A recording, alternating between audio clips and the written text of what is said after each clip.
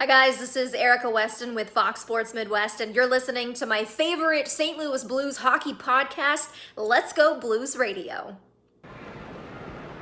All set for the face-off at center ice.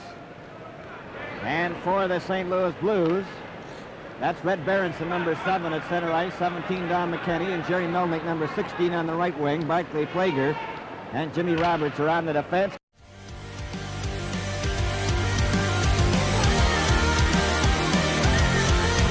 He's in alone, a shot, he scores! Brett Hall, number 86! Right in front, the score by York! Oh, baby, the Blues win it in overtime! I don't believe it!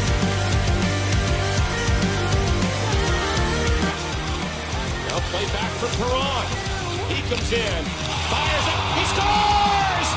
A rocket by David Perron, and the Blues win it in overtime. They did it! It's over! The game is over! The series is over! The wait is over! And the St. Louis Blues are the Stanley Cup champions for the first time in franchise history! It's all about the flow. And the snow. Flow. And the snow. Hey everybody, welcome to Let's Go Blues Radio.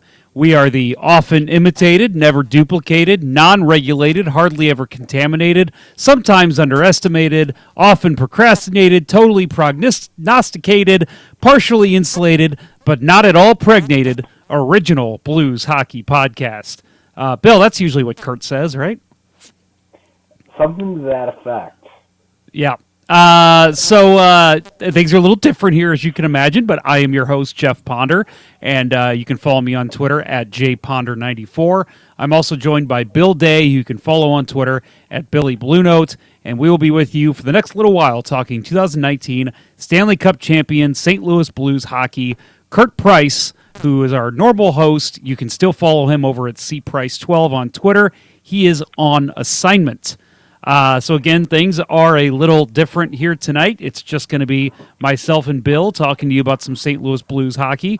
I want to mention at the top here the new Open that you just witnessed. First of all, I want to thank STL Blues History for the clip of the Blues and Maple Leafs game from December 30th, 1967. I believe that's what it was. And also want to thank the Wild and Free, who we featured there in the Open. That was their new single just released in the past week and a half, Out of Time. And it's one of their better songs. I actually really enjoy that one. So if you haven't heard it yet, go over to their YouTube page. Check them out on Facebook. They're on Twitter at the Wild Free Band. Again, if you didn't listen to the summer interview series, what did I call that, Bill? Behind Enemy Lines. They're a great young local rock band from St. Louis, maybe St. Charles, and I think they do a great job. So a lot of fun creating that Open. Bill, I hope you enjoyed seeing the old Red Berenson clip there at the beginning. That was beautiful. I enjoyed every second of that, and it took me a second, to say what the hell is going on here. But man, once it was there, that is such a just a really amazing high quality clip for something from pre-HD era. Excellent find.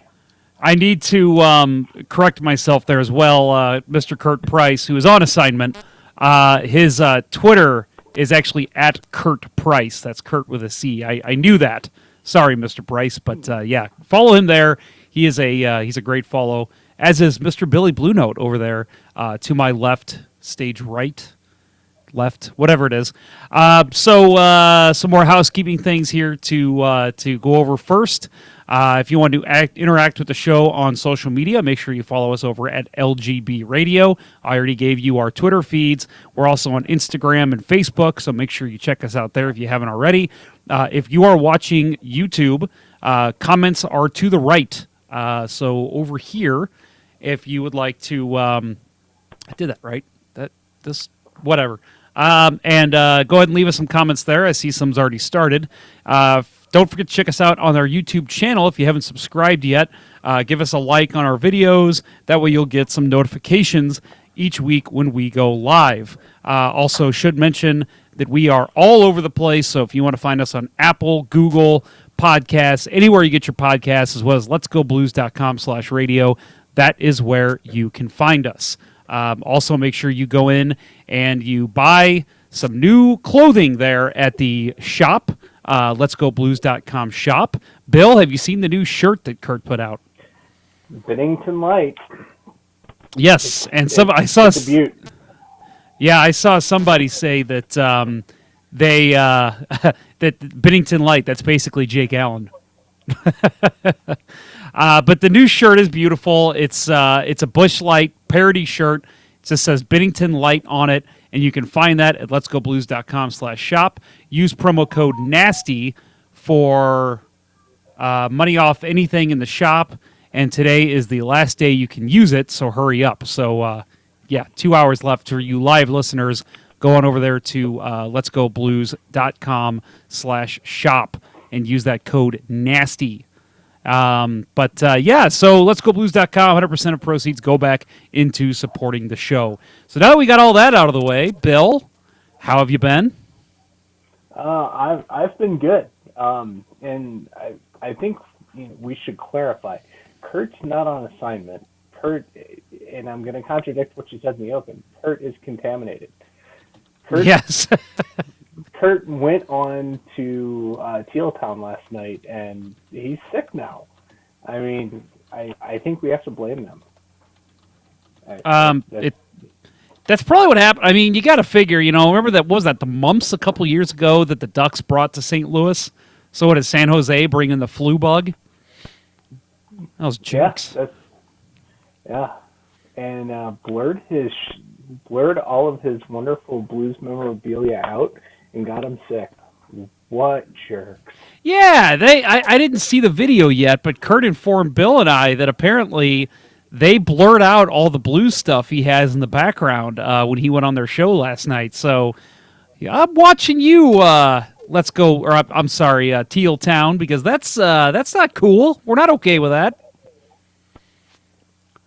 So I want to mention a couple of things we have here at the top from Austin Lynch. Hey guys, what did I miss on the first version? For those of you tuning in live, a lot of tech issues. So this is something, that I've done the summer series before. That's no problem for me. This is a whole new thing I've not had to do before. This was all Kurt. Kurt did everything, and I have a newfound respect for what he does for this show because he kind of gave me the login to everything, and he said, you're going to do this, you're going to do that. Tried to walk me through it. I had no clue once I got in what I was doing. So big kudos to Kurt. I know he's listening right now. We really appreciate your help, and my God, what you do for this show. Never leave us, Kurt. Please, never leave us. Yeah.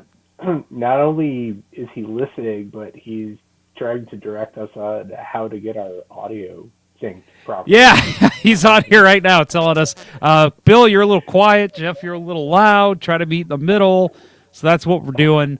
Man, he is just he's just nonstop work. Yeah, he's not on assignment. He is laying in bed right now. And, so best wishes to Kurt. Hopefully he feels better here pretty soon.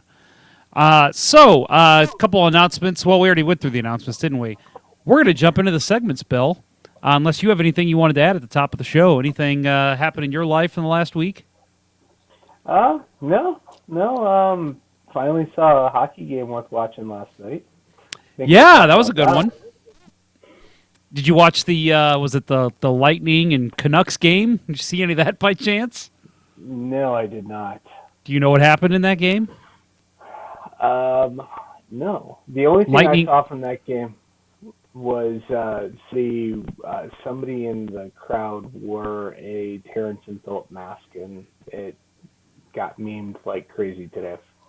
I did not see that. That's something I missed. I'm looking up the score right now because I can't remember exactly, but I want to say the Lightning put up an... What's that? It was 9-2, wasn't it? 9-2. Yeah, Lightning put up a 9 spot on the Canucks. That's interesting, considering the Canucks are still in a playoff spot, I believe, at this point. Yeah. Well, the Pacific is garbage. Yes, yeah, right. Well, the official beers for episode number 233 all time, and this is, I did not mention that at the beginning of the show. I'm sure Kurt is kicking himself right now for me not saying this. This is Season 8, Episode 47. We are recording on January 8th, 2020. So our official beers of the episode. Bill, lead us off. I'm going with another Founders Coffee beer. This one is for Angelic Mountain Brown. It's a hazelnut coffee ale. It's not a stout this time. I've had the Sumatra Mountain Brown and the Underground Mountain Brown on here a couple of times. Very good beer. This one's just got a hazelnut tint to it. Yeah, I don't think it's going to get better than the Espresso KBS that I had on last week. I do have a second beer tonight. It is just the regular Founders Breakfast Stout. So I can't get away from this stuff. I love it. I love this beer so much. It's good stuff. For me, I'm going with an old favorite, mostly from Kurt, but I love it as well. And Bill, I believe you do too. The peanut butter chocolate milk stout, the Absence of Light, from Four Hands Brewery. So I'll try to hold it up here to the correct camera. Just a great one. You can get these at Schnucks and most of your liquor stores that have a good beer selection. Pairs well with chocolate cake, which I do not have any, so that would be very nice to have right now. Yeah, I brought a couple of pieces of candy up here, but I know if I try to eat them, the dogs are going to go crazy and it's going to interrupt the show. So you don't want that. I'll avoid it. No, I'll pop up the bottle. Hopefully, it looks good. You see? Yeah. Looks good enough. Okay. So let's start off the show here with Today in Blues History, courtesy of the @STL Blues History account. So as of today, in 1992, Brett Hall recorded his 15th career hat trick and tied his own St. Louis Blues team record for consecutive goal streak, which was 10 games, in the Blues' 5-2 win versus the New York Rangers. Don't really remember that game myself because there were so many milestones from Brett Hall, but I'm sure that was a great moment in Blues history. Yeah. January 8th. I mean, 15 go ahead. At that point, 15 hat tricks at that point in his career. Geez, he'd only been here, 3-4 years at that point? It's crazy.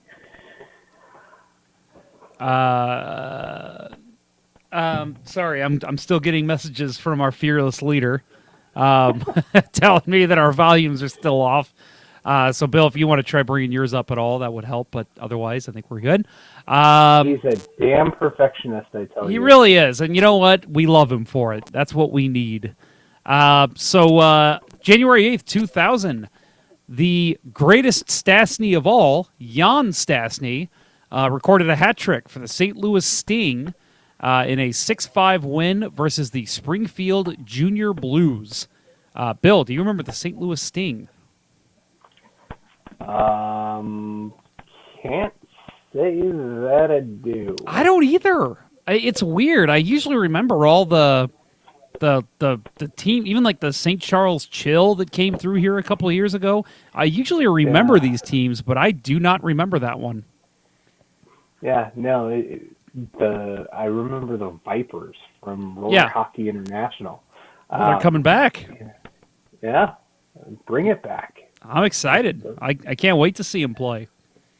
Yeah, it's funny. I don't remember this thing. My speaking of St. Louis Vipers, and we'll talk more about them as I'm sure as the season gets closer. I think they're coming in the next season for the NRHL, whatever the league is, and they had an open tryout. And it's funny because a couple of my friends and I who play roller were like, "Hey, we should just go try out, look stupid, and just tell people, hey, yeah, we tried out for that new team." In order to try out, you had to pay $400. So we decided that was not worth it. Yeah, that probably for that specific reason. I'm sure that's what it is. People like us don't go make a fool of ourselves to say that, hey, we played with somebody who played a version of professional hockey once. Exactly. January 8th, 2008, Manny Legacy set the St. Louis Blues record for consecutive shutout minutes at 187 minutes and 39 seconds from December 28th, 2007 to January 8th, 2008 in a 6-1 win versus the Columbus Blue Jackets. So that's impressive. Do you remember that, Bill? Again, that's something I'm kind of drawing a blank on. I think I just kind of blocked a lot of those years out. The Blue Jackets in 2008. Yeah, I mean that's right during the Kachuk's second stint with the team, right? Before he finally hung him up. I want to say I vaguely recall that. Yeah, well, you have a better memory than I do. And happy 57th birthday to former Blues defenseman Garth Butcher, who was involved in one of the most well-known trades in Blues history, and it's not for a good thing. Topics of the show. Let's get right into those. First of all, we're going to lead off on kind of a sour note here, but I think it's worth mentioning for what we do here for this show. If you did not hear on last night's broadcast, unfortunately, a member of the Blues family passed away. David Jacober, son of KMOX's outstanding broadcast voice, Ron Jacober, who's done some play-by-play for the Blues in the past. Unfortunately, Ron's son David lost his battle with cancer. That was announced by John Kelly during last night's game. So, of course, everyone here at Let's Go Blues Radio, and I'm sure I can say for all of our listeners, nothing but well wishes and thoughts and prayers go out to the Jacober family, as I'm sure that was a very sad moment, as I know he's been involved in the Blues family for years, and the players got to know him a little bit, and very unfortunate news. Yeah, it's such a sad story. Anybody that's listened to St. Louis sports radio ever knows who Ron Jacober is, and yeah, it was touching last year when they did feature him at the game in Denver, and yeah, very sad to hear when they discussed this last night. Definitely a sad day for the St. Louis radio community. You ever met Ron Jacober? I don't think I have. That is one man that always eluded me. I always heard he was in attendance from here from time to time when I was in the media, and I just never seemed to meet him. But I always heard good things about him. I'm sure he's a great guy. Yeah, a voice that you recognize too. Yeah, I mean, he did more than sports talk radio. I know he did a lot of different shows on KMOX over the years, and yeah, I never, like a lot of the voices on the radio, you usually find something to take issue with them, and I can't ever think of a time where it's like Ron Jacober, you don't know what you're talking about. Yep. A couple comments here in the YouTube chat. First of all, we've got Willie saying he was at last night's game, so I'm sure you had a good time there. Austin Lynch giving us trouble, saying I guess we didn't mention beer of the episode soon enough, so I apologize for that, Austin. Not that you should worry about that, because you are underage, son. I like my beer to taste like beer, not a wheat field, not bacon, not coffee, just beer. Pass me a Budweiser. That's what Willie says. So I guess that was more of a comment on your coffee stout that you were discussing. So if you want to, do you want to do like a boxing match or something with him? I mean, I could probably set that up. We may have to. I'm down with that. Yeah, to each their own. You know, I will drink Budweiser when I'm at a golf course, and that is their best offering. And that's where I am. And I will say I do like Budweiser more than Bud Light. I think it has a little bit more flavor, a little more taste, but still, I know it makes me a bad St. Louis and just not a huge fan of Budweiser products. Shock Top, I can drink that all day, and I could drink Bud Light when I'm out with friends. That's what I drink typically. But yeah, if I have a choice, I'm going to be the beer snob, and I'm going to drink this kind of stuff I'm drinking tonight. Yeah, I think that is definitely the image that we've carved out for ourselves with all of our beer selections. Although every once in a while, Kurt will bust out a Bud Light Orange. Yes, those are always fun to see. Then again, We got maybe that's how he got sick and not Teal Time. yeah, that's what he said. Too much Bud Light oranges last night. Let's see.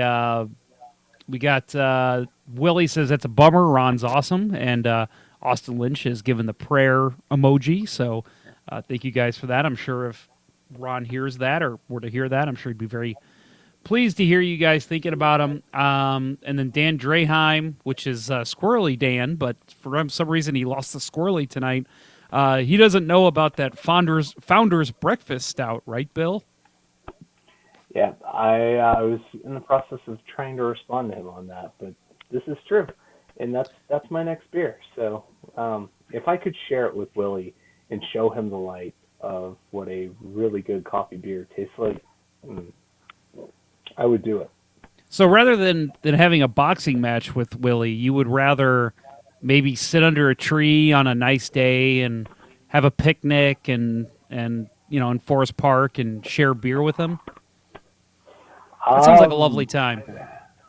It sounds like a lovely time, but I'd rather just find him at a bar and hand him a beer rather than that's probably a better idea. Yeah. All right, so Austin asks us what do we think about the All-Star jerseys, and whoa, guess what, Austin? That's what we're going to talk about next. So if you did not see the All-Star Game jerseys, which of course is going to be held here in St. Louis and the end of January, they were released today. This is directly from the NHL. Quote, this year's jerseys pioneer a revolutionary look by pulling design inspiration from the league's 31 teams and fusing those elements with the renowned musical scene from the game's host city. They continue to say to pay homage, or however you would say that word, homage, as a lot of Midwesterners probably say, to the original sweaters of the St. Louis Blues and to transform the city's acclaimed rhythm and blues history into a tangible form. The 2020 Honda NHL All-Star Game jersey striping mimics a musical staff along the front and sleeves of the jersey, and another nod to the host city. The stitching elements are conducted in an eye-catching silver thread inspired by the iconic Gateway Arch. So if you do not see these, I'll try to tweet these out while Bill gives his opinion. I'll let him talk first. And if you're not following me, make sure you go to. Oh my goodness, Kurt is sabotaging the show, folks. He has gone into our shared document and is just adding ridiculous stuff, trying to get me to say things that are not true that the NHL said. So I'm going to ignore that, Kurt, but thank you for the attempt. But yeah, I'm going to tweet these out now, so you don't follow me at jpotter94 on Twitter. I'll get the photo out. But Bill, what's your take on these jerseys? I immediately knew what they were going for with the bars, with the blue notes, but like a lot of the Adidas NHL design stuff, I'm not a fan. Maybe it's too minimalist, which is better than those awful Avalanche jerseys that for the Stadium Series game. But there's something about a black jersey with stripes that could appear white. I know they're silver in homage to the Gateway Arch, but there's something classic prison stripe to me about that. I don't like it. Yeah.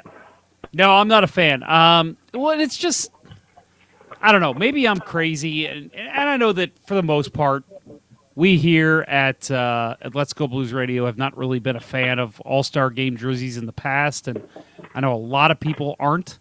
But and I'm doing this as I'm trying to find a photo of this, because for some reason I can't copy it from our document.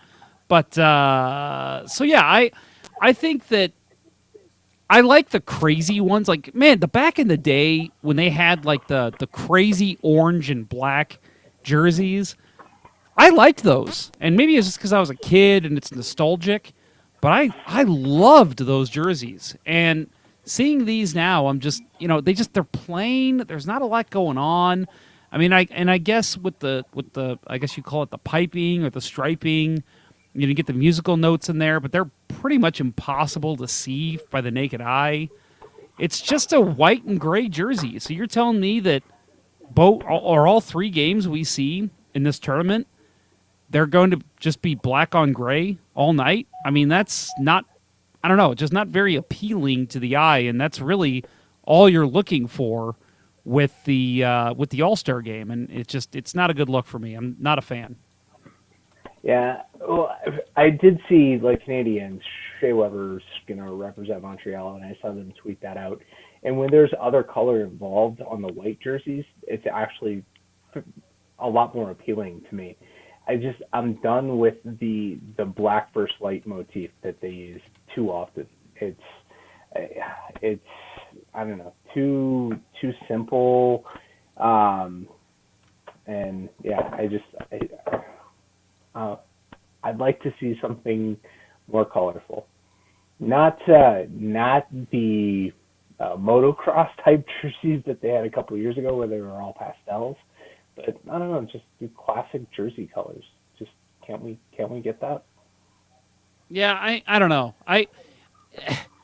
I think back to, and I know that maybe this is something that would rub some people the wrong way if they're not a fan of the hometown team, but I think back to the day when, was it the All-Star game, way back when the home team actually played against the rest of the NHL All-Stars?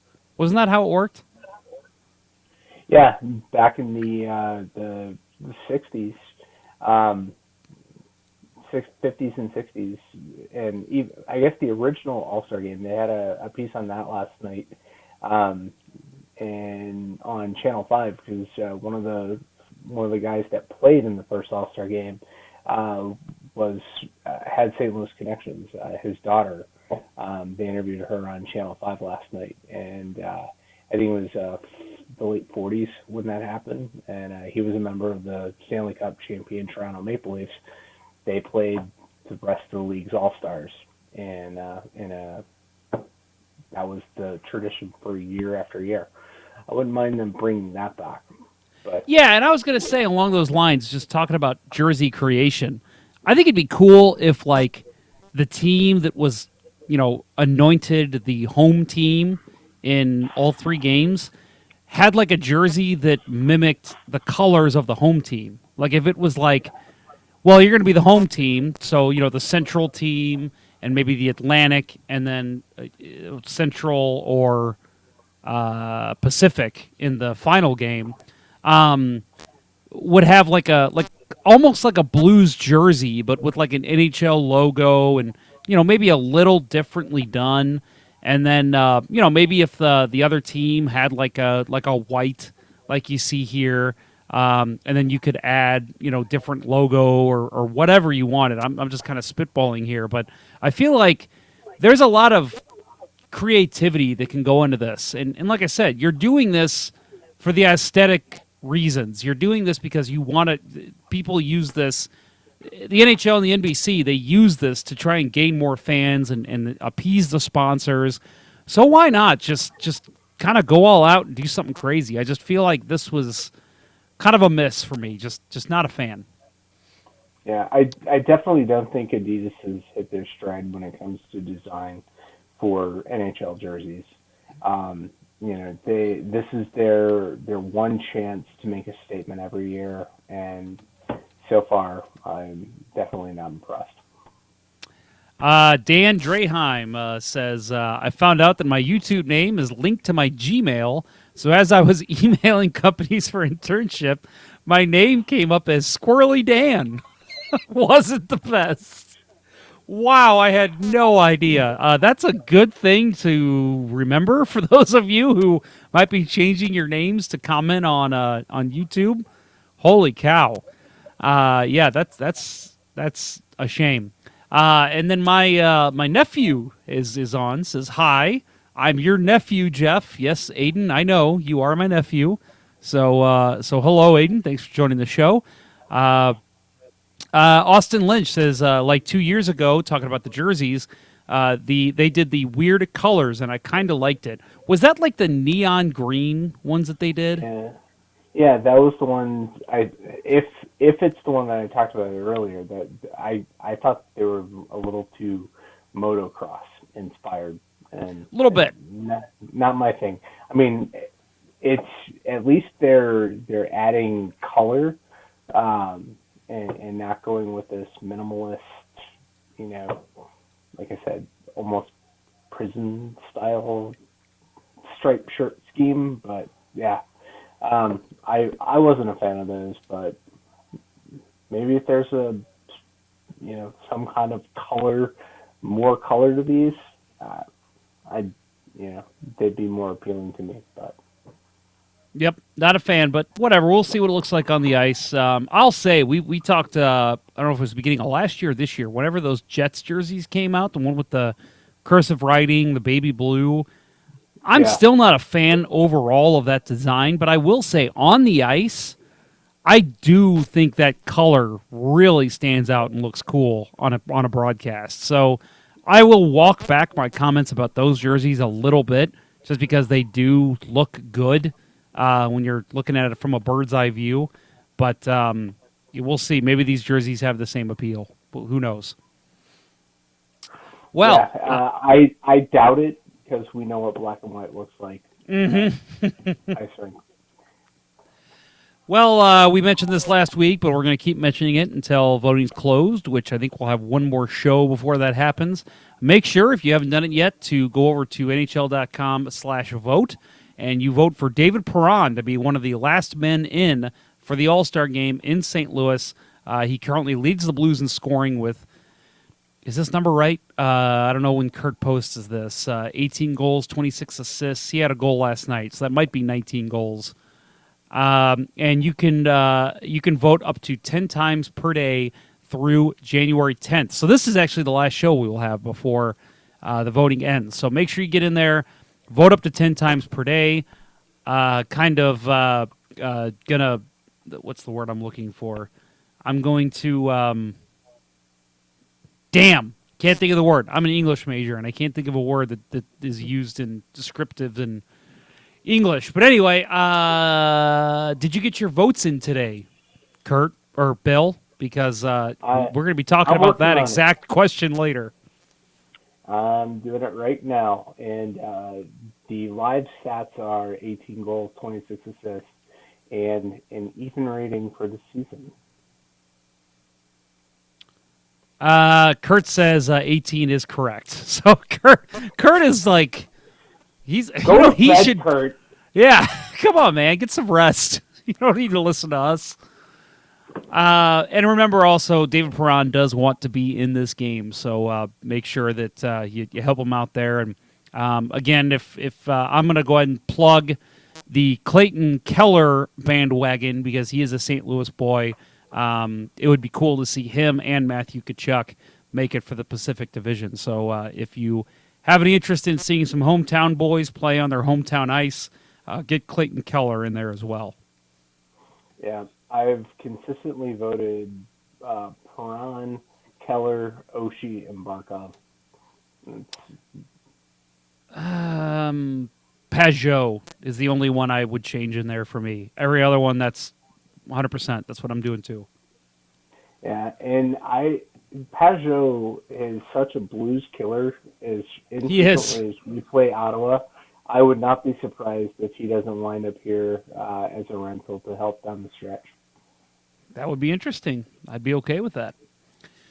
Some more All-Star Game news. Berube, Craig Berube, head coach of the St. Louis Blues, will also be head coaching the Central Division in the All-Star Game. And that's just fun news, because we talk all the time about where this team came from. I mean, you look at where he was at a year and a half ago. He was set to coach under Mike Yeo. Nobody had any thoughts of him taking over the Blues. Next thing you know, he's winning a Stanley Cup. He's a Jack Adams finalist. He's led the Blues to another unbelievable start to a season. So hats off to Craig Berube. I don't know how much he's excited for this. I would think, like Perron, that he would be, because this is the hometown. So to have the home guy coaching is probably pretty exciting, I would think. But to each his own, maybe not. But either way, hats off to him, and very happy to see him coaching the All-Star game. He will be joining Bruce Cassidy. He will be coaching the Atlantic. Todd Reardon, former St. Louis Blues defenseman, number 28. He will be coaching the Metropolitan Division. And then Gerard Gallant will be doing the Pacific team behind the bench. So congratulations to all 4 coaches. Yeah, great honor for Berube to get it. You recounted his accolades. I felt strongly, that he should have gotten more consideration for the Jack last year, but Trotzy had a great season last year for the Islanders, turned that franchise around, it seemed. But yeah, absolutely. And when you're a coach and you're a player, to be able to play on home ice and not have to travel to the All-Star game, I think that's a huge bonus. I think there's so breaks in a hockey season that that's why we see players like Ovechkin skip it every year. They want to get some downtime. They don't want to go participate in these things. But it's hard to say that when you don't have to do anything other than your normal daily commute to get there. So it would be awesome to have Perron in there, have 4 Blues players and the coach, and that would be a beautiful thing, and definitely Berube totally deserving of this after delivering a Stanley Cup to this city. That means the training staff stays involved too then, right? Like, doesn't the central team get all the Blues trainers? I don't know how that works. I've never paid that much attention. And I'll be honest, the last 4 or 5 years, I haven't tuned in to watch the actual All-Star game. The only thing I've really cared about is the skills competition. Yep, that's how I am. And this year will be different because it's here in St. Louis. I think we have FanFest the day of the game. So the tickets that we got for FanFest are day of the game. So I'm going to go over to that, and then I don't know if I'll try to catch it at a bar or just come back home and watch it. But I'm watching it this year. Yeah. I mean, with it being in our home arena, I think it's pretty exciting and worthy of my eyes to be on them. So I'm looking forward to watching it as well. So moving on, we're going to talk a little bit about some goaltending, which I want to get Bill's. Do you watch the World Juniors at all, Bill? Do you have time for it? This year was the first year I didn't catch a damn game, and I was me neither. And it wasn't so much that I didn't have time because I took quite a bit of time off of work at the end of the year. I just didn't make it a priority. Letterkenny season 8, that was a priority. World I don't blame you. This year wasn't so much. Of course, I got like the Cherepanov goal that he scored on Hofer in the first time that Russia and Canada met, because that was such a highlight reel. Couldn't avoid that on Twitter. But no, I did miss the championship game. But great to have a gold medal winning goaltender in our organization, in our pipeline. Yeah, for those that might not have caught it, Team Canada won the gold this year. First time they've won a medal in overseas World Juniors since 2008, which is a long time for Canada. But Joel Hofer, Hofer or Hofer? It's Hofer, isn't it? I would go Hofer.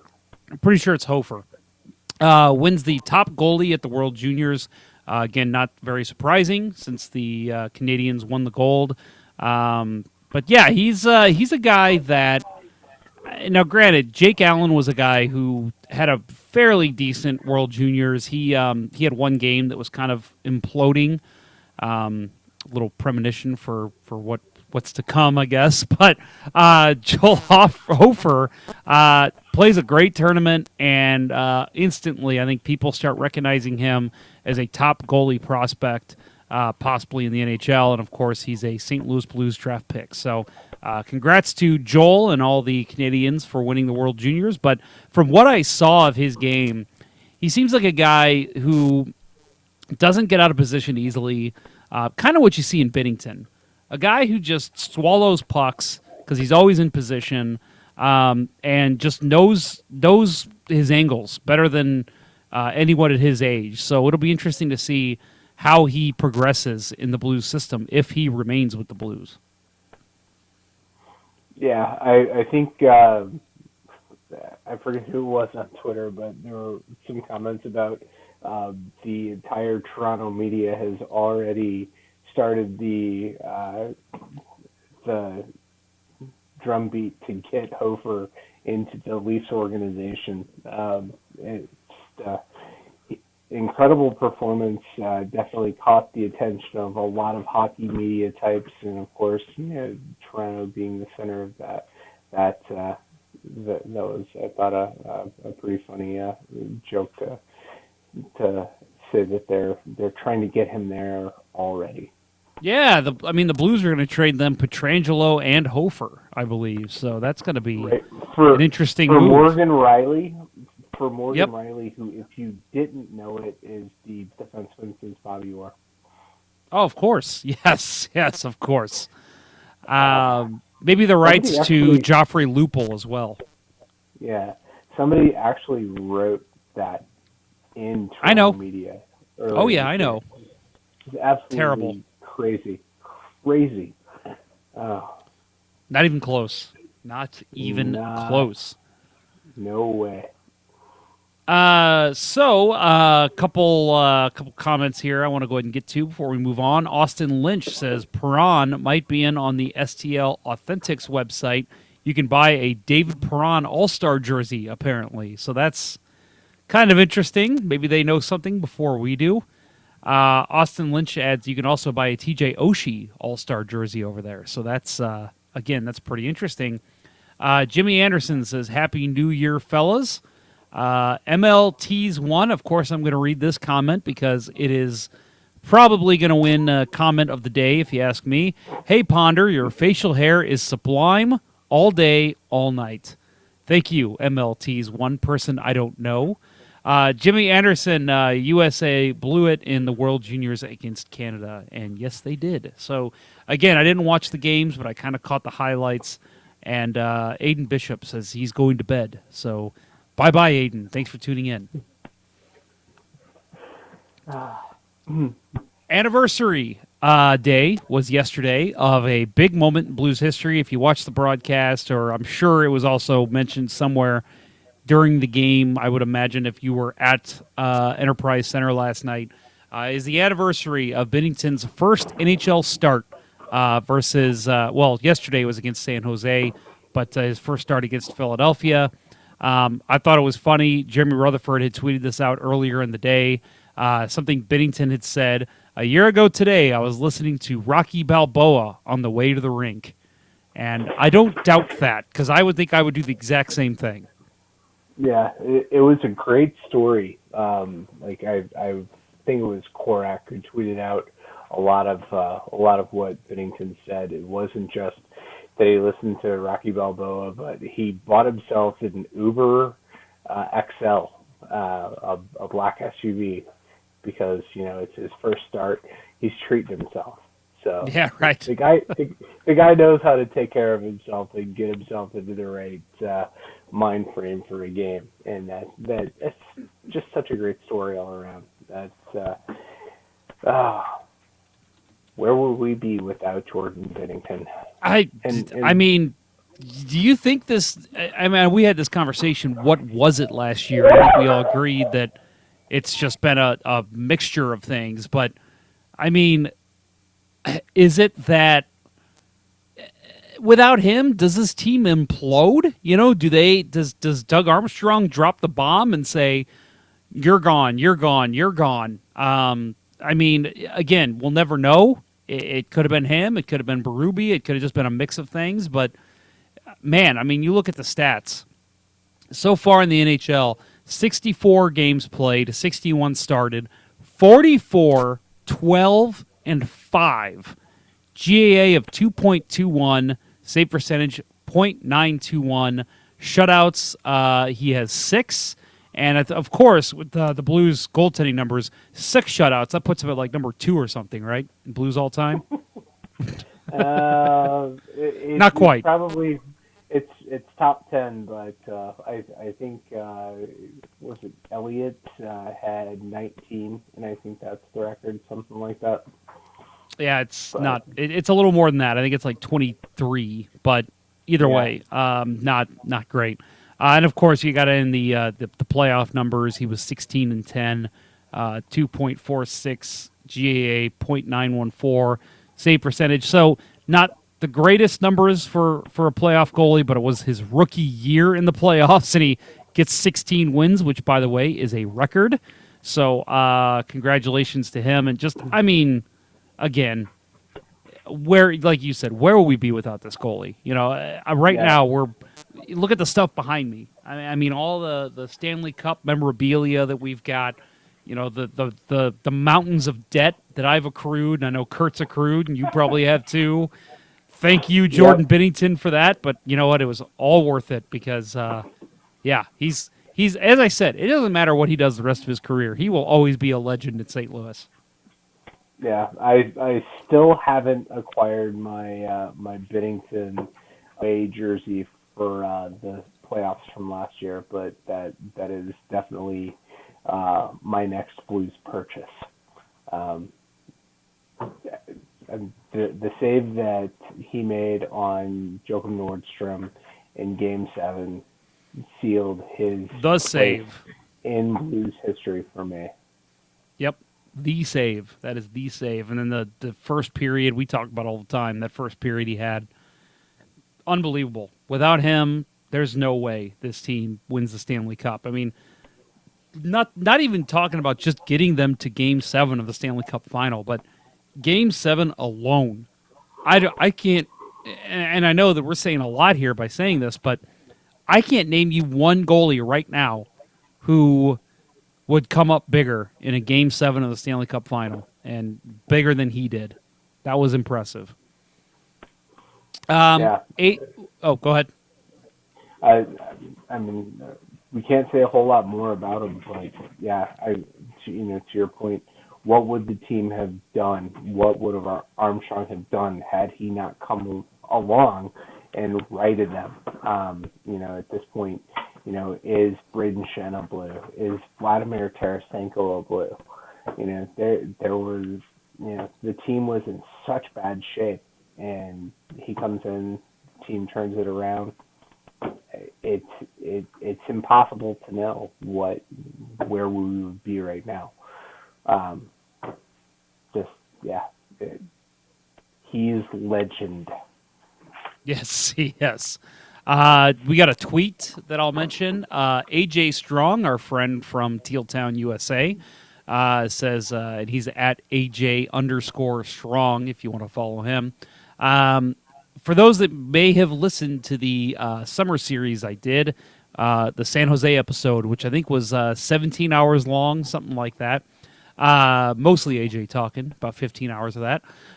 He says, we'll have to compare our notes from last year with yours. So if those that may not remember, last year was in San Jose. We had a long discussion about the All-Star game, what St. Louis should expect. And there's a lot of helpful information in that episode. So if you have not listened to that, look for the one of the summer episodes. It's the Behind Enemy Lines San Jose episode. And that was one, I think St. Louis fans would benefit from listening to a little bit of that. We talk about the All-Star game, kind of what they have little tips and tricks for the Fan Fest and all that in order to get yourself in the right position to see what you want to see and do what you want to do. So, again, listen to that episode. AJ and Eric from Tealtown, USA joined me on that episode. So speaking of Tealtown, USA, and the not first place, not second place, not third place, not fourth place, somewhere in there, the San Jose Sharks of the Pacific Division visited St. Louis last night, and it was a closer game than I think. The score indicates a closer game than what it was, in my opinion. The Sharks have just not. Before we get to that, let's just go ahead and mention the rest of the games in the week. The Blues are coming off a 3-game winless streak heading into this game. Ugly 3-1 loss to Arizona, which let's just hope that they stop getting winning streaks before they play Arizona because they're going to snap them every time. Brutal 7-3 loss to Colorado, an ugly game, and a 5-4 overtime loss to Vegas, which the Blues had a 3-0 lead in after the first period. That was, I did not enjoy any of those games. It was tough to watch.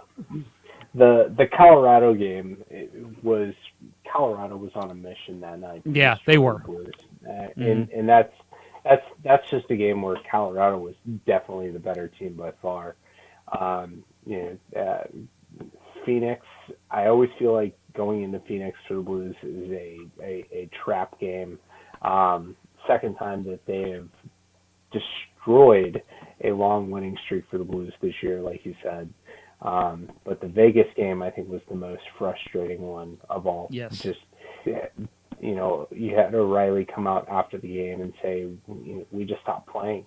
We took our foot off the gas and tried to maintain a lead, and you can't do that against a team like Vegas. I mean, they're first in the Pacific, and they showed just a bad display from the team. That 8-game win streak we were on, the defense was so stout. Obviously, you don't have Parayko for the game in Vegas.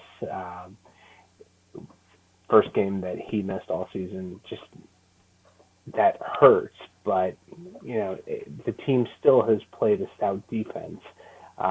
It was just tough to watch, and yeah, definitely the least favorite game that I've tuned in for the last couple of months.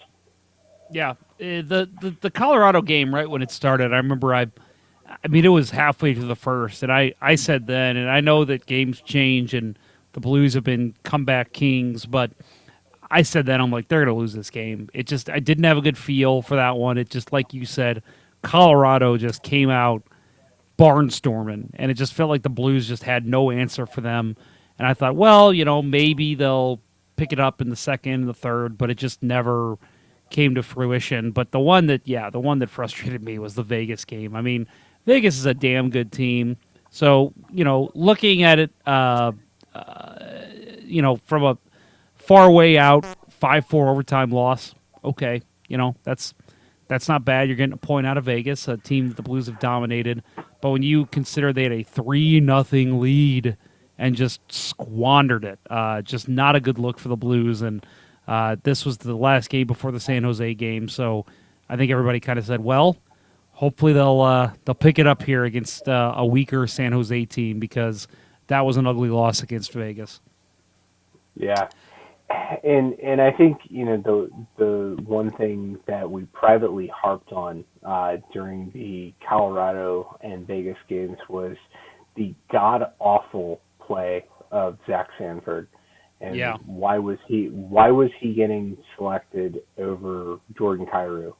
Obviously, they both played in last night's game with San Jose, but going back to the Colorado game, the coverage by Sanford on Kadri, the 3-on-2, it's a 3-on-3 coming, and Sanford's got his stick turned completely the wrong way. His body's turned completely the wrong way. Kadri pulls up. I forget who it is that makes the pass, Burakovsky or whoever makes the cross slot pass.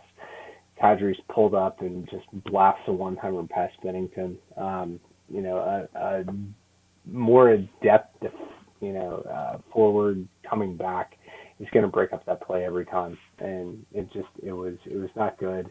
And then I felt like the last two games, his passing, his chemistry with O'Reilly specifically has been awful. And he's putting him in bad positions, putting passes into his skates, and they're not reading off one another. And God, Sammy Blake, please get healthy. Yeah, no kidding, man. The Blues could use him right now. And yeah, Sanford was rough. And I agree with you. There was one breakout in particular I remember where, Riley's a hell of a player. You put it anywhere near his stick, he's going to get it. He fed him a pass that was, a good foot and a half behind him.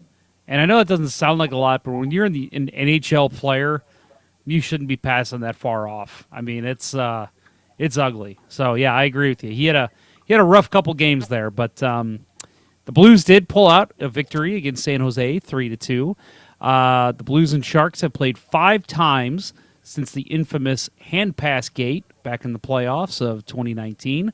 In those 5 games, the Blues are 5-0-0 and have outscored the Sharks 20-7. In 300 minutes of gameplay, the Blues have only trailed for a minute 32 against the Sharks. So that is highly impressive. And it shows that the Blues kind of had a chip on their shoulder after that hand pass gate. Yeah, the Sharks are definitely a cure for whatever's ailing the Blues right now, because they always seem to put up a really strong game. And a lot of times for me, when I see that we're playing San Jose, I'm like, oh, good, we get to go up against Marty Jones, who's the closest, proxy to Jake Allen in the rest of the league. But last night was Aaron Dell, and I thought Dell had a pretty good game. But he played all right. Really, the worst thing for San Jose, I don't know if I'm sure you saw the news today. Logan Couture, fractured ankle, is out at least 6 weeks. And he was their leading scorer. He's their captain now that Pavelski's gone. Man, I think it's time for San Jose to pack it in and just write this season off. But then you say leading scorer, he's their only scorer at this point. Yeah, I agree with you. Either they got to make a big move and shuffle it up, but I'm with you. I think at the end of the day, man, and just after that Carlson contract, it's time. Your guys are aging. Thornton doesn't belong on NHL ice. I'm sorry. I've always been the one that Blues fans hate because I like Joe Thornton. I loved his game back in the day, but he doesn't have it anymore. He's not a NHL skater. I think in the right system, Patrick Marleau can still find a way to work, but when you're not the only one over 38 on the roster, it's just not going to work for you. So I think this team, it's just time to start selling and building and hoping by the end of Carlson's contract, you're still getting contributions from him, and you got a good young roster to work with him. I haven't paid attention, but has anybody called up a 4th-string goalie yet this year? Is anybody gonna just desperately go for the Binnington? I think that's what we have to call it, right? Aiden Hill from Arizona, right? He's was he 4th string, or is he 3rd string? Yeah, but he had his 15 minutes at the end of last season. He That's had true. a really strong run. But they don't. Raanta played really well. Kemper took over as number 1 when Raanta was injured, and Raanta came back and skipped back from him. So I'm thinking, a team like San Jose that's pretty far out of it at this point. Who can they call up? Do they have that guy that they can bring up and be their Binnington? Scott Foster. Give him a call. Chicago hires Scott Foster from whatever accounting firm he's working at. Yep. And, that would be a great story. It's already been a great story, but I think it's safe to say we caught lightning in a bottle with that one. So but the NHL is such a copycat league. I would not be surprised to see somebody try it. Oh, of course not. It reminds me of in Waterboy when they say, LSU is trying what the Mud Dogs have done, and they experimented with their towel boy at wide receiver, and you just see this boy, I mean, clearly way smarter than everybody else, just get hammered in the middle of the field. So yeah, it's I think you're right. That's we'll see. Maybe somebody gives it a shot. San Jose is definitely the prime candidate because they, I think, expected to be back at least in the Western Conference Final this year. And man, before we get into this game, I guess I was listening to our friends over at the Puck Podcast the other day, and they were talking about the Sharks and how they are basically the Blackhawks, the Red Wings, and the Kings of these teams that were great, but just they held on to these aging guys, and now they're not really, they're looking like they're not going to be as relevant anymore. And I think, man, like, we know some pretty awesome Sharks fans. I feel bad for them because how many cups did they win in that time? You know, like the Red Wings, the Blackhawks, the Kings, they're all cup winners. The Sharks, they made it to one Stanley Cup final, and that was it. You know, like they didn't even get to see their team hoist the cup, and they're already talking about how this is one of those teams that's, you know, oh, they're done, they're old and aged, and they've seen their best days already, and it's like, God, their best days didn't even get them a cup. That sucks. Yeah, well, I was quite honestly surprised that when Wilson fired Pete DeBoer, that it wasn't his time also. I mean, you got Bob Bugner there, but at this point, I mean, isn't it time to move on from Doug Wilson? He's been there. He's got to be the longest tenured GM in the NHL at this point, right? Yeah. I David think, Poyle, I think, is longer. Yeah. Maybe. Yeah, I could be wrong. Yeah, but at what point do you move on? And that could be a good topic the next time we interact with our Teal Town friends. Yeah, they invited me on their show last night, and like you said, Kurt went on there. So if you haven't listened to it yet, you should, everybody. But And try to pinpoint when Kurt got sick. Yeah, right, the exact moment. But yeah, I'm trying to look at his page right now, but I'm not seeing it's not really helping me out. But anyway, I know that him and David Poyle are probably neck and neck, and yeah, there people have been calling for his head in San Jose forever. Just some bad contract decisions and bad trades over the years, but he seems to keep on rolling. He must have some pretty good pictures of the owner or something. So heading into this game, this is the second game Colton Parayko missed with an injury. They're calling it upper body. He is skating, so hopefully we'll see him back in the lineup soon. But Nico Mikola was recalled for this game. And I believe that's how you have to say it. Like, that's how they say it in his native land. So you have to say Mikola.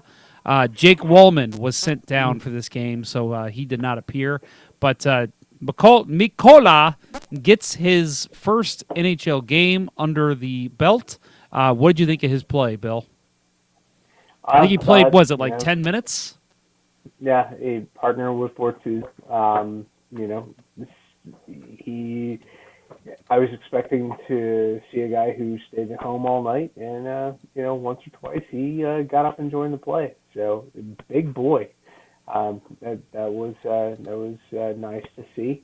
I mean, I will admit, with Jake Wallman, I was former Providence College Freya Jake Wallman. I was super excited to see him get his first start. A little disappointed to see him go down so quickly thereafter, but I think between the two of those guys, having them as the guys in waiting on our back end, that's great for this team. Certainly Parayko gets healthy, Mikola's going to go back down, but with his often as Carl Gunnarsson's been injured this year, he's going to be right back here soon, right? Oh, I think so. So the stat line for McCullough, I actually played in 12:31 last night, which was it was last among Blues defensemen, but just behind Robert Bortuzzo, who was at 13.55. But he had one shot on goal and one hit. And I think the thing that stood out for me with his game was his reach, like you said. He didn't have a lot of chances, obviously, to make a great defensive play. He was playing against kind of fourth-line players. But for the most part, I thought his reach really helped him take the advantage of other teams. They couldn't get passes across him. And, first game, you're going to have jitters. You're not going to look so good. He looked okay. He wasn't noticeable, which I think is key with a lot of defensemen, but especially rookie defensemen. If you're not noticing his play out there, he's probably doing okay. So I was happy with what we saw from McCullough last night. So a couple notes on the game itself, kind of roll through a little bit of the game here. Jordan Kyrou, he had two great odd man break opportunities in the first period. He was on the Schenn and Schwartz line, which I think is a great fit for him. And, and we'll talk, I guess we can go ahead and bring up the goal that got called back, the great pass from Schenn that unfortunately was offside by Kyrou, but just by a very, very small fraction of an inch. Maybe a little more than that. I'm being generous, but it was pretty clear.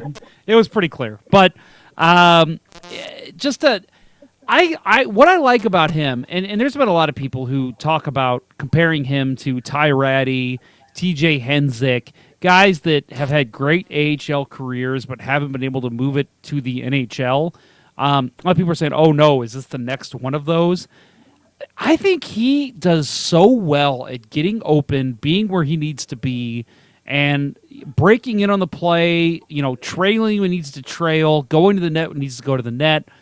I love what I see out of him. Now, I'm not saying he's going to be a 70-goal scorer or anything crazy, but one of those guys that can contribute 30, 40, 50 points on your second, third line, I think that's exactly what you're going to get out of him if you keep playing him. And I think he's looked great this season. I don't know if you're seeing the same thing, but I've been a big fan of his play since he's come up.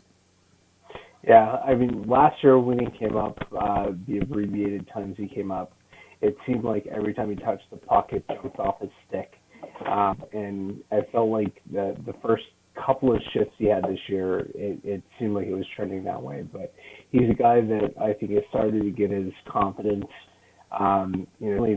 His first NHL goal, that wraparound, just absolutely flew around the net. I forget which game who we were playing, but just his speed is explosive. His positioning is getting better every game. I'm so impressed that they're putting him in a position, not relegating him to fourth line duty because you've got to earn your chops, right?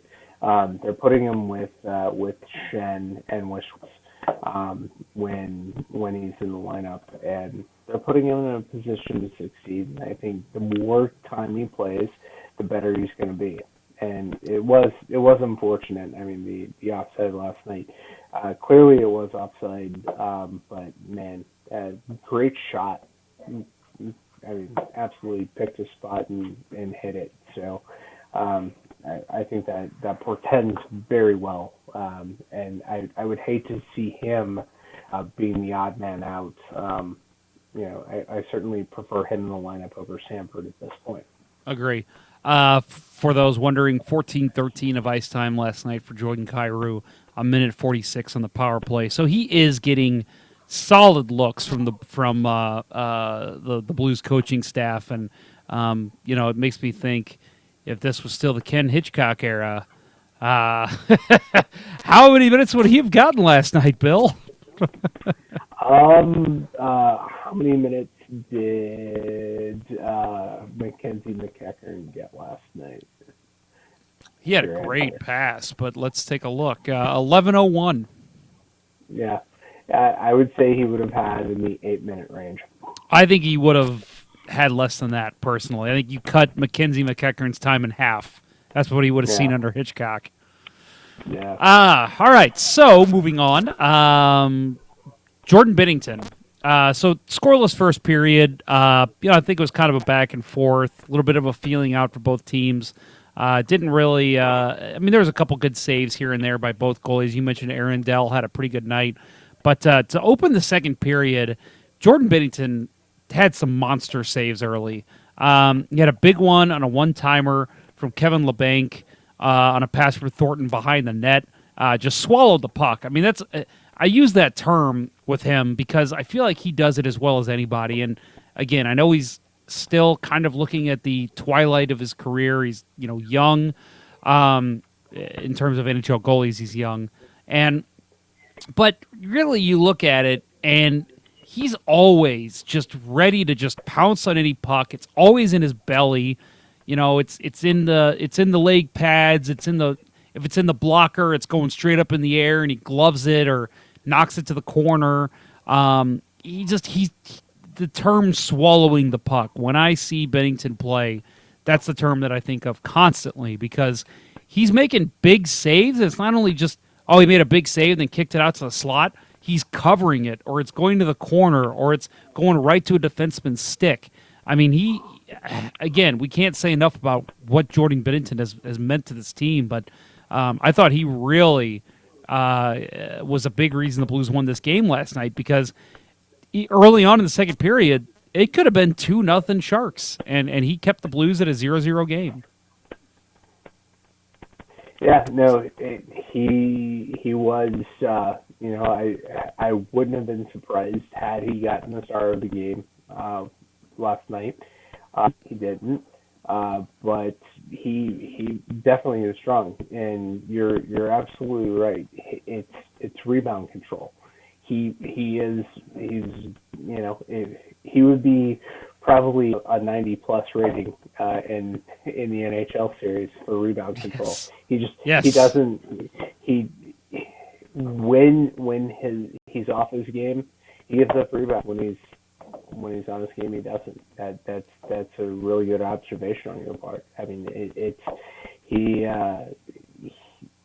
I think that's such a big difference between the type of goalie that Jake Allen is and the type of goalie that he is. Allen, is pretty acrobatic, but we talk a lot about how he's either too deep in his net or he's too active and he's swimming, and that leads to giving up, either bad angles or lots of rebounds. And Binnington's just not that guy most nights, and it definitely helps a defensive-oriented hockey team. And especially when you have guys, great face-off guys who can win face-offs in your zone. It's okay to cover the puck. It's okay not to give up rebounds and, now put your team under pressure to get the puck out. I think those are, that's definitely an area the Blues have historically struggled. It's getting the puck out of the defensive zone when it's not off a face-off. Yeah, that's true. A couple comments we'll get to here in the YouTube chat. Austin Lynch has asked if we've brought up Peter Laviolette yet. We have not, and we will. MLT's 1 says Kyrou is closer to Thomas than he is to Ratty, and Bill, I see you agreed with him there in the chat. You said agreed. I'm with you. I think, we're not saying he's going to be again. He's not going to be maybe a top line player. Maybe he will be, but he's definitely closer to a Thomas than he is to a Ratty. His skill set, what he brings, the type of game he plays, it fits in the NHL better than it does any of those guys that we mentioned earlier. Josh Webster says, sometimes I feel like Thomas is so elite that when he gives a player a perfect, unexpected pass out of nowhere, they don't know how to finish it. And Josh, you are 100% correct. I can't remember who it was or what time it was, but there was a point about a week ago in a game where Thomas fed somebody a perfect pass in front of the net, and the player didn't even react. Like, he didn't even move his stick. He wasn't, I don't even know if he was watching the play, because I think at that point he was already thinking, well, there's no way there's a pass getting to me. And it went through sticks and skates and somehow went right on the blade, or would have been right on the blade, but it went right past that player. So yes, 100%. Some of those passes, and again, go back and watch some old games if you can find them from when Joe Thornton played or when Wayne Gretzky played back in the 80s. Some of those passes that he would make was so marvelous that even like Yari Curry wasn't ready for the pass. So, and again, I'm not trying to compare Robert Thomas to those guys. It's just sometimes you see plays like that. I know, Bill, you played hockey. There are times where a pass gets through and you completely whiff or you don't expect it or whatever, and you think, damn, that was such a perfect play and I fucked it up. And you know that that's happened with Thomas a couple times, that players have received passes from him and have just, damn it, how did I miss that? I guess I just didn't expect him to get that pass through. Yeah, no, it's one of the combinations that we haven't seen, at this point in Robert Thomas' career is Thomas and Tarasenko together. Mm-hmm. And that a play. Like, Tarasenko is such a natural goal scorer. When he's healthy, I want to see Thomas setting him up. And that is a line that I really want to see in the next 2 years. Thomas centering Tarasenko. With Sanford on the wing. No. Anybody but. Yes.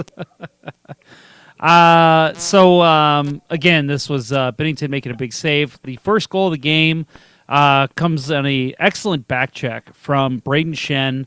Lifts the stick from, I believe it was Evander Kane. Stole the puck, fired it to Bozak, who skated through the neutral zone, slid it to Steen, who was breaking in on the same side. Steen dropped it back to Bozak between the legs as the defenseman was covering him, and he fired from the high slot and beat Dell at the high glove. Blues go up 1-0, and I'll let you, if you have any comments on the goal, go ahead, Bill. But yeah, I loved this play.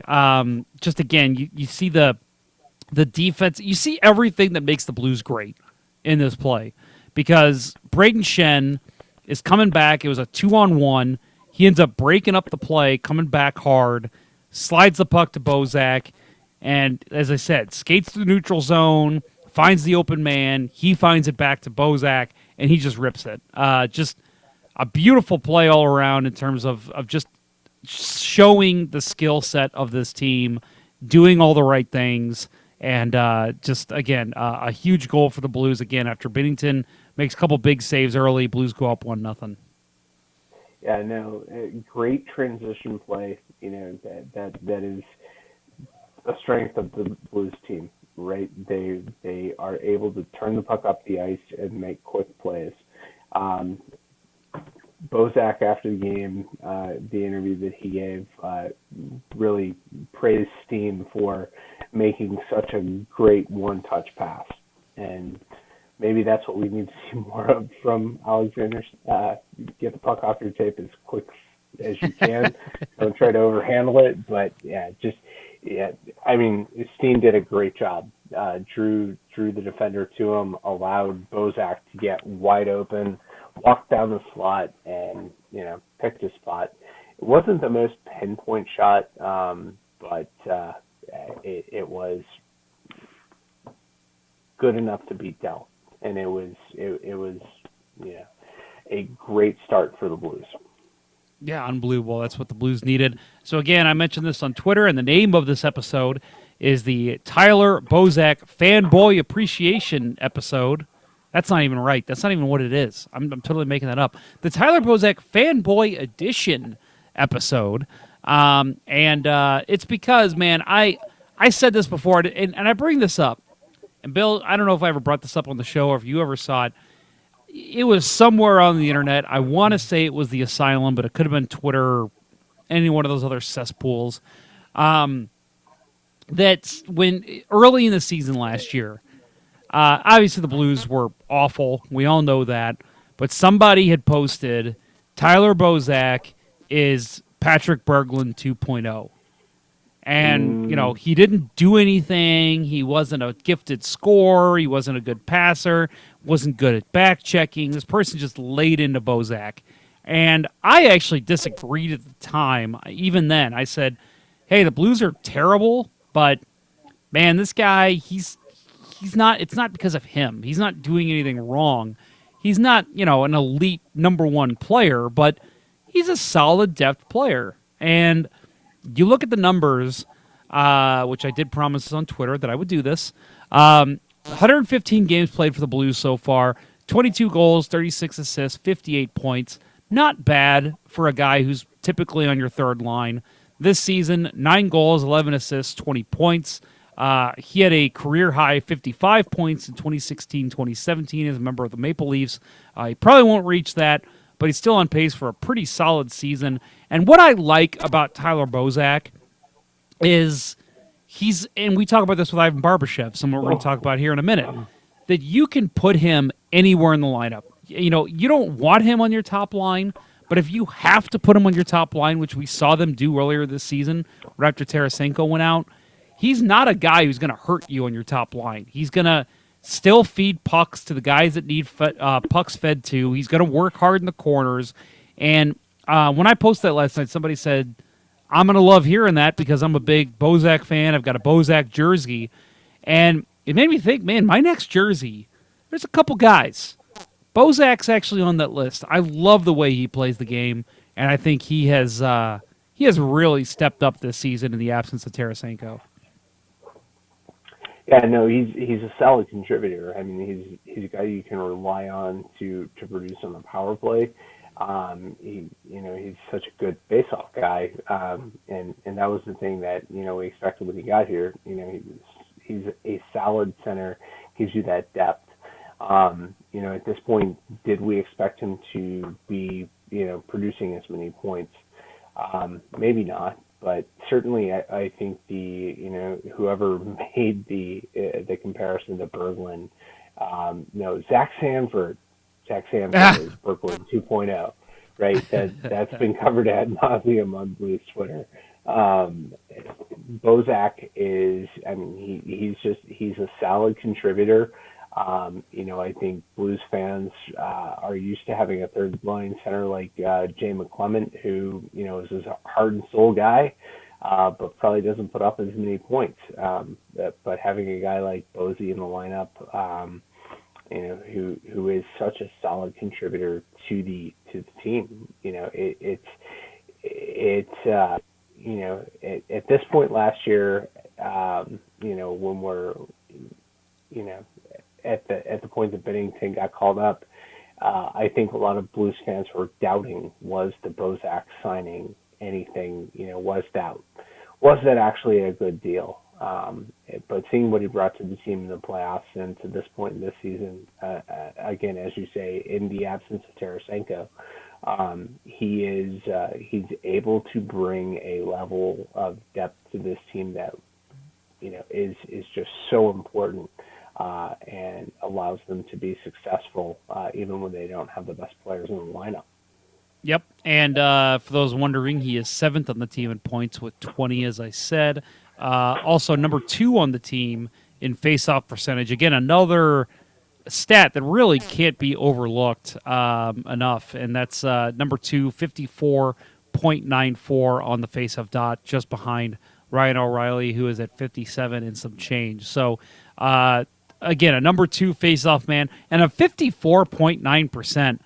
That, I haven't looked at the NHL numbers, but that has got to be right up there with O'Reilly among some of the best face-off men in the league. And again, that's just a number that people don't look at enough when considering how valuable a player is to a team. When you're winning face-offs, and we'll talk about an O'Reilly face-off win here in this game that led directly to a goal. When you have a guy that can do that, you can trust him in any situation out on the rink. Yeah. It's hard to think at this point, with as dominant as O'Reilly has been in the faceoff circle, that going back to the game against Chicago in November, when he didn't win a single face-off, and his face-off percentage got down into the 40s. It was it's just, you can't even fathom that at this point. He's been so good. But I think having a guy like Bozak who can take face-offs on the other side when you need him, and even Barbashev. The Blues center depth It's just that was probably the most underrated masterstroke that Doug Armstrong pulled off, putting this team together last year. I agree. Yep, I'm 100% with you. So, Ivan Barbashev, another player, again, that I mentioned we would discuss, kind of in the same ilk as Tyler Bozak in terms of a guy that you can slot anywhere in your lineup and you're not uncomfortable anywhere with him. He got a breakaway. He missed. The puck goes to the corner. Puck ends up going to Mackenzie McEachern, sends the puck back in front to Barbashev, who sends a one-timer to the net, and boom, it's a 2-0 Blues lead in the second period. And before that, Barbashev did have a big hit on the play right before the breakaway. I don't remember who that was on, but again, another guy just doing the right things on the ice, and it's leading to offensive production. And again, this is a guy the Blues have slated on their fourth line, and he's having a great season. Looking at the numbers real quick here, he's got 17 points, which is one of the top numbers on the team. And not too great in the faceoff circle at a 47%. But a guy, again, fourth line, you're getting any production from your fourth line at all, that's a win.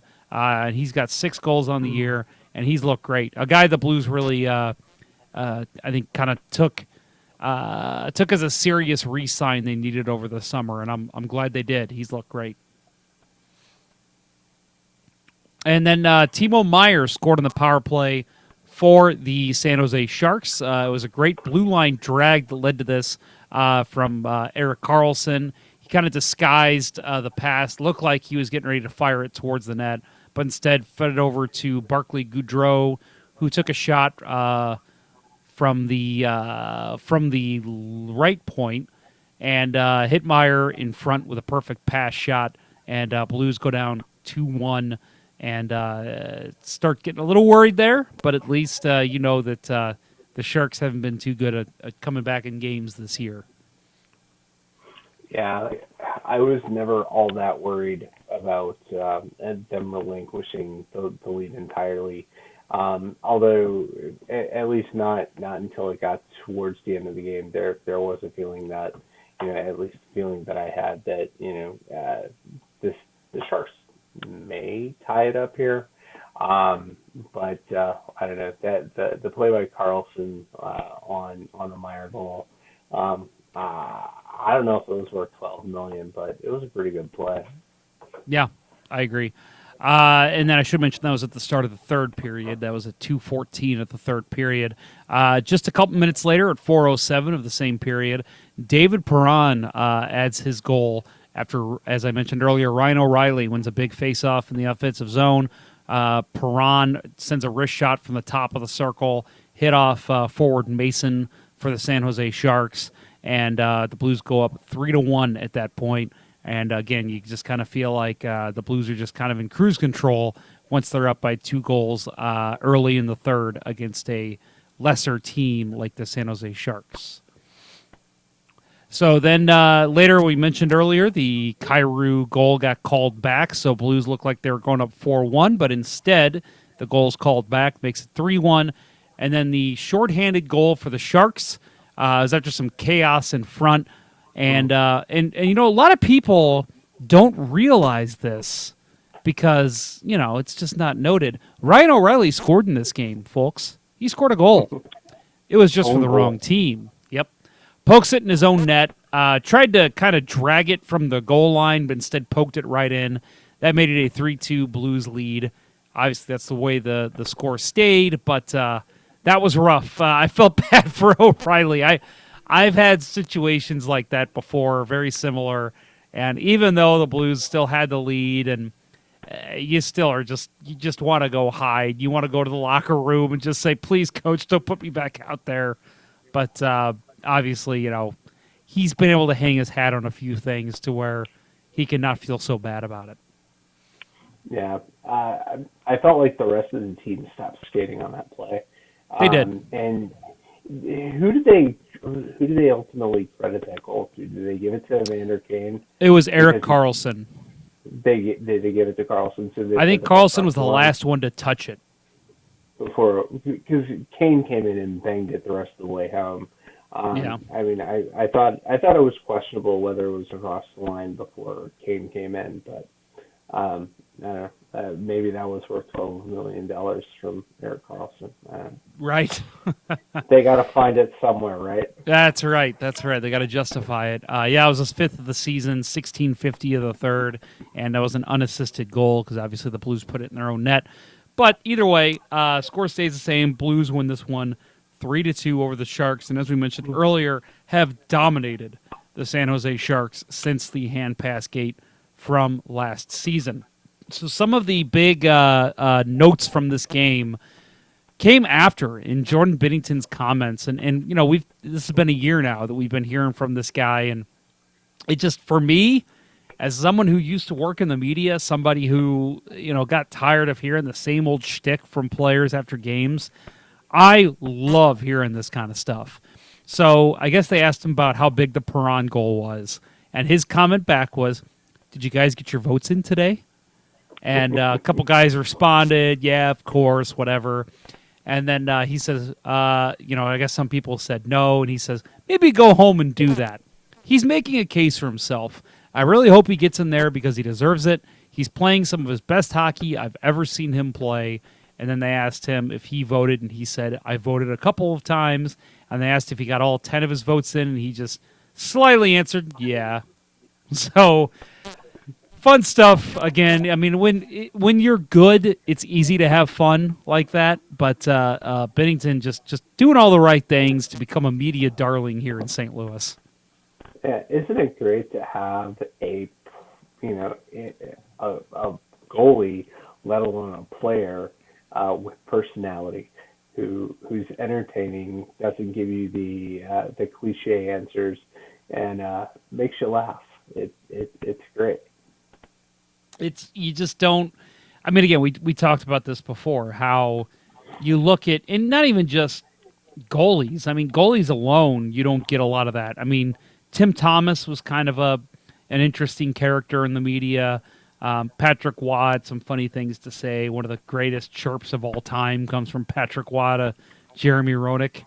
For those who don't know that one, it was Roenick never won a Stanley Cup, and Roenick, I guess, had been bitching about Wa's play. So they asked him after the game, and Wa said, "I'm sorry, I can't hear what Jeremy's saying. I've got all my Stanley Cup rings plugged in my ears."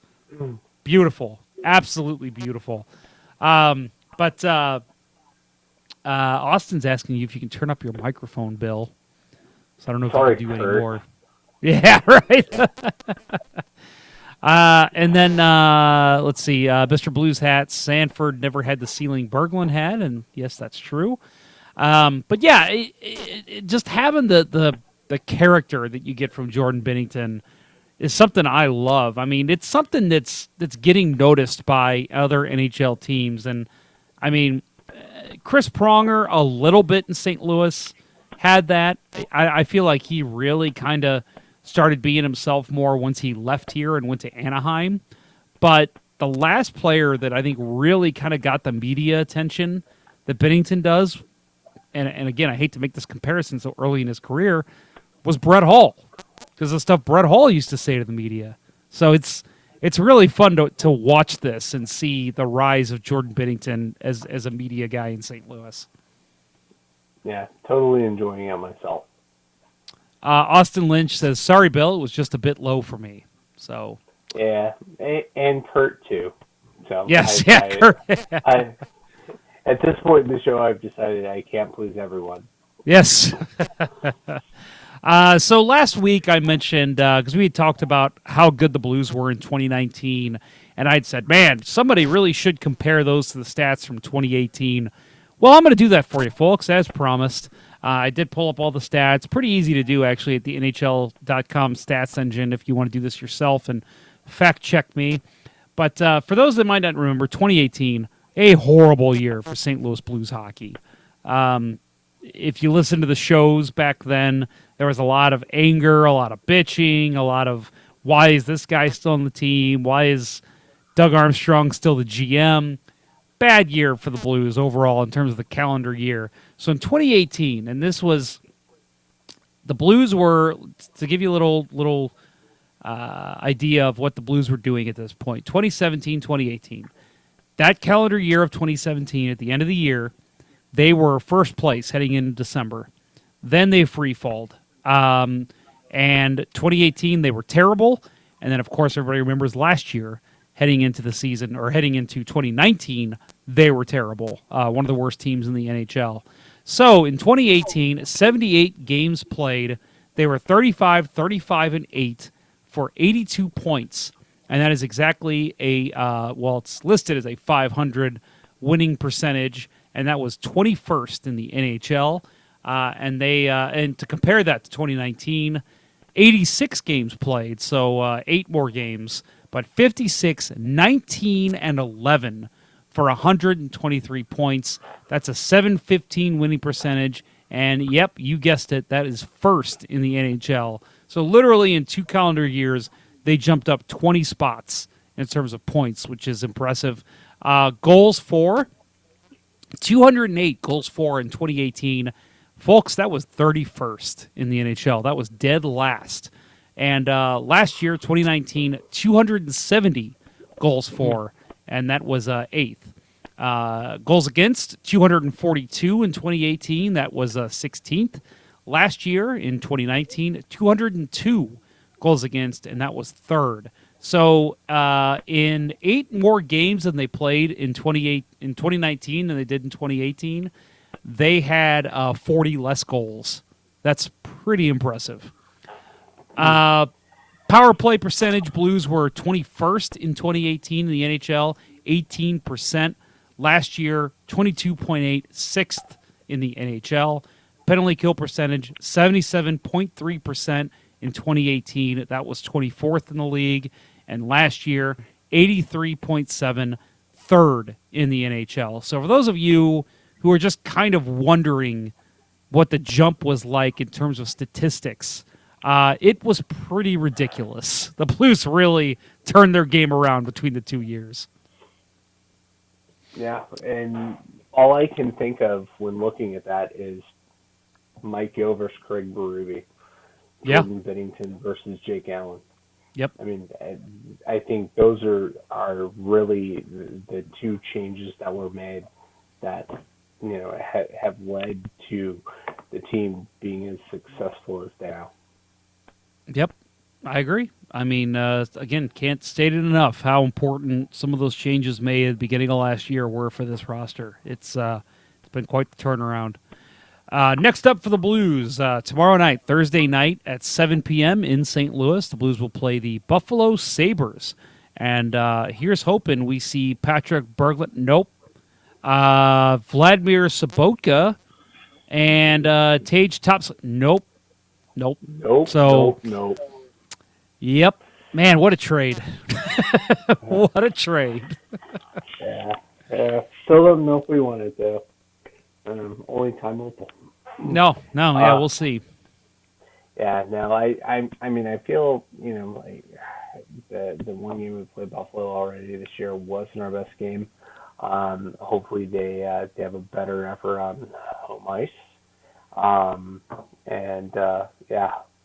After the Buffalo game, the Rangers come to town on Saturday night, and I will be there for that game. Going with a bunch of guys from work, and one of them is a former Rangers season ticket holder, and I'm hoping to be able to pour some beer on him during this game. So let's hope. So yeah, as you said, we got Buffalo Thursday, Rangers Saturday, and that is an evening game. And then Monday, the Anaheim Ducks are in town, and Philadelphia comes in town on Wednesday. So I imagine our next show will probably be on Tuesday the 14th. But if that changes, we will definitely notify you via social media. Bill, outside of the ridiculous tech problems we had to start, the show turned out pretty good without Kurt. Maybe we should just, let him take the day off if you need it, Kurt. Yeah, take a week off here and there if you need to there, big guy. But we need you still available to fix our tech issues. Yeah. Please be there for tech support. Quick last moment since somebody asked us about it. Your thoughts on the Laviolette firing in Nashville? Bit surprised. But I think the most surprising thing about that is how quickly they pounced on John Hines. Yes. I mean, I don't know. I don't know what the relationship is there between Poyle and Hines, but it seems like if you're gonna jump that quickly to hire a guy, you had that in mind the whole time, right? Laviolette, he seems to be a guy who can come in and deliver in the short term, but over the long term, wears on his team. Saw that in Philly. He comes in that first year, gets them to to the Stanley Cup final against the Hawks, and loses. He got the Preds there. He got the Hurricanes. I mean, he was there. He was the guy that got the Hurricanes across the line, right?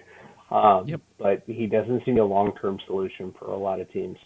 He's another one of these guys with a short bench life, which is odd because Nashville had Barry Trotz forever, and now they're going on their, I guess, third coaching franchise history, and it seems like a pretty short period there for him in Nashville.